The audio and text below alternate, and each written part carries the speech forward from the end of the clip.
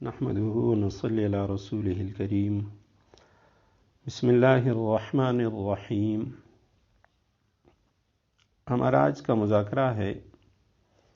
وہ چیزیں جن سے قضا اور کفارہ دونوں واجب ہوتے ہیں۔ قضا اور کفارہ یہ صرف دو باتوں سے واجب ہوتا ہے، یعنی دو چیزوں کا دو شرائط ہیں اس کے لیے، قضا اور کفارے کے لیے۔ جب یہ دو شرائط پائی جائیں گی تو قضا اور کفارہ دونوں لازم ہوں گے۔ ان میں پہلی شرط تو یہ ہے کہ رمضان کا روزہ توڑا گیا ہو۔ اگر رمضان کے علاوہ کوئی اور روزہ ہو، مثلا قضا روزہ ہے، رمضان کا روزہ رہ گیا تھا، بعد میں اس کی قضا کر رہا ہے، یا نظر کا روزہ ہے، منت کا روزہ، یا کفارے کا روزہ ہے، یا نفلی روزہ ہے، تو ان میں کفارہ واجب نہیں ہوتا، یعنی ان کے توڑنے سے کفارہ واجب نہیں ہوتا۔ اور دوسری شرط یہ ہے کہ روزہ وہ قصداً توڑا گیا ہو۔ اگر بھولے سے یا غلطی سے یا کسی عذر سے یا بیماری لاحق ہونے سے یا سفر کی وجہ سے روزہ توڑا تو اس صورت میں بھی صرف قضا واجب ہوگی، کفارہ واجب نہیں ہوگا۔ تو یہ دو شرائط ہیں قضا اور کفارہ دونوں کے لازم ہونے کے لیے۔ روزہ رمضان کا ہو، رمضان کے علاوہ کسی بھی روزے میں چاہے وہ قضا کا کیوں نہ ہو، رمضان کے قضا کا، اس میں کفارہ لازم نہیں ہوتا۔ اور دوسری جو شرط ہے وہ یہ ہے کہ روزہ قصداً توڑا گیا ہو۔ اب وہ شخص کے جس میں روزے کی تمام شرائط پائی جاتی ہوں اور رمضان کے آدھا روزے میں جس کی اس نے نیت کی تھی صبح صادق سے پہلے، اور پھر دن کو اس نے قصداً کوئی چیز کھا لی، کوئی غذا دوا وغیرہ استعمال کر لی، اور اس کے استعمال سے کسی قسم کا یعنی نفع یا لذت مقصود تھا، اور وہ ایسی چیز تھی جس کو اس نے استعمال کیا، جسے کھایا، کہ عام طور پہ جو سلیم الطبع سلیم الفطرت لوگ ہیں تو ان کی طبیعتیں اسے نفرت نہیں کرتی۔ تو یہ چیز چاہے وہ کم ہے یا زیادہ ہے، ایک تل کے برابر کیوں نہ ہو، یا اس نے صحبت کی، تو ان سب صورتوں میں اس کے اوپر قضا اور کفارہ دونوں واجب ہوں گے۔ تیسری بات یہ ہے کہ نیت پر ہی کفارہ ہے، کیونکہ اس سے پہلے ہم پڑھ چکے ہیں ایک چیز کے متعلق کہ اگر رمضان میں کسی نے قصداً کوئی ایسی چیز کھا لی، جیسے کنکر وغیرہ کھا لیے جو عام طور پہ لوگ نہیں کھاتے، سلیم الفطرت لوگ اس سے نفرت کرتے ہیں، تو بدن کے لیے بھی اس کو نقصان دہ ہے، تو ایسی چیزیں کھانے سے کفارہ لازم نہیں ہوتا، اس سے صرف قضا لازم آتی ہے۔ تو کفارہ جو ہے یہ یعنی صرف نیت پر ہے،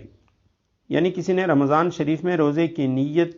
کر لی، اس کے بعد قصداً روزہ توڑ دیا، اس پر قضا اور کفارہ دونوں ہوں گے۔ لیکن اگر ایک شخص نے روزے کی نیت ہی نہیں کی اور وہ کھا پی رہا ہے دن کو، اس کی نیت ہی نہیں ہے، وہ روزے رکھنا ہی نہیں چاہتا، تو اس پر کفارہ واجب نہیں ہے۔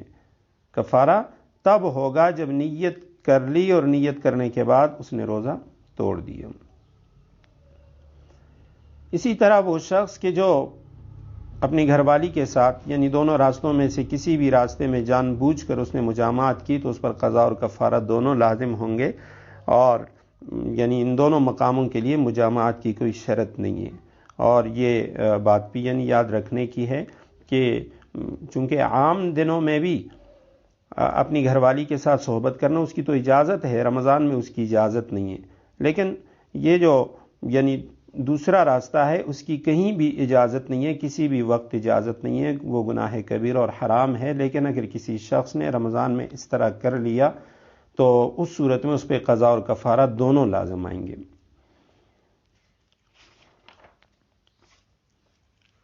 اسی طرح رمضان المبارک کے مہینے میں یعنی جیسے ہم نے پڑھ لیا کہ جان بوجھ کر کھا پی لینا، اس سے یعنی قضا اور کفارہ دونوں آتے ہیں۔ کسی بزرگ کا تھوک تبرکاً چاٹ لینا، یا اپنی بیوی کا یا اپنے بچے کا لعاب نگل لینا، تو اس سے بھی قضا اور کفارہ دونوں لازم آئیں گے۔ اور اس میں بھی وجہ وہی ہے۔ اس کے علاوہ اگر یعنی کسی اور کا تھوک یا لعاب چاٹ لیا یا وہ کھا لیا، اپنا لعاب خود کھا لیا، تو اس سے صرف قضا لازم آتی ہے، کفارہ نہیں ہے۔ اس میں کفارہ اس لیے کیونکہ اگر کوئی اس کا بزرگ ہے تو اس سے عقیدت ہوتی ہے، محبت ہوتی ہے، اور اسی طرح اپنی گھر والی یا اپنے بچے تو اس سے بھی محبت ہوتی ہے، تو لہٰذا یہ جو تھوک ہے اس صورت کے اندر یعنی وہ بطور ایک لذت حاصل کرنے کے لیے اس نے ایسا کیا ہے، یا تبرک حاصل کرنے کے لیے ایسے کیا ہے، اس لیے اس پر قضا اور کفارہ دونوں لازم ہوں گے۔ اور اسی طرح جان بوجھ کر یعنی سگریٹ، نسوار وغیرہ یہ چیزیں، ان میں سے کوئی چیز اگر کسی نے استعمال کر لی تو اس سے بھی اس پر کفارہ اور قضا جو ہے یہ دونوں لازم آئیں گے۔ تو یہ چند وہ صورتیں تھیں کہ جن کے اندر قضا اور کفارہ دونوں لازم آتے ہیں، لیکن اس میں اصل وہی ہے، یہ قاعدہ اور کلیہ ہے کہ جہاں کہیں یہ دو شرائط پائے جائیں، رمضان المبارک کا روزہ ہو اور کوئی شخص قصداً کسی چیز کو کھا پی لے یا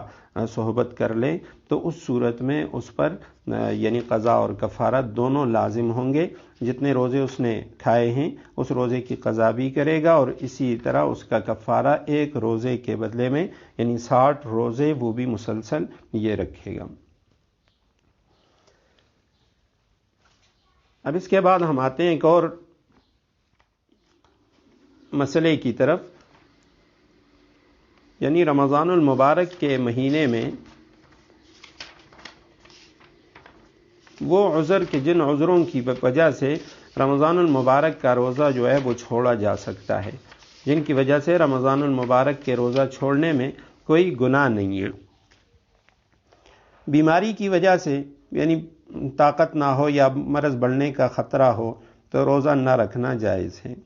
اسی طرح حاملہ عورت کے لیے یا وہ جو اپنے بچے کو دودھ پلا رہی ہے، تو اگر اس کو روزہ اس کی جان کو یا بچے کی جان کو نقصان پہنچنے کا خدشہ اندیشہ ہو تو اس کے لیے بھی روزہ چھوڑ دینا جائز ہے۔